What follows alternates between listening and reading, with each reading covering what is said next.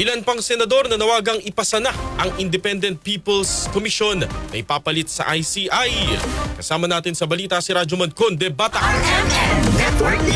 Binigyang diin na rin ni Senate President Pro Tempore Ping Lacson ang kahalagahan na maipasa agad ang panukalang batas na lilikha sa Independent People's Commission o IPC na kapalit ng Independent Commission for Infrastructure o ICI. Kaugnay na rin ito sa ginawang pagbibitiw ni ICI Commissioner Rosana Fajardo. Ipinunto ni Lacson na bagamat nakakatulong sa investigasyon ng maanumalyang flood control projects ang ICI, nananatili lamang itong isang ad hoc na komisyon at hindi permanente. Kailangan na anya maisabatas ang IPC upang ma-institutionalize at maging ganap na batas upang sa gayon ay magkaroon ng malinaw na mandato. Git ni Lacson, maaaring makatulong ang IPC sa pagresolba sa mga hamong kinakaharap ng mga commissioner ng ICI, kabilang ang kawalan ng immunity from suit at ang kawalan ng kapangyarihang mag-cite ng contempt. Nauna namang tiniyak ni Senate President Tito Soto III na ipapasa ngayong 2026 ang panukalang IPC.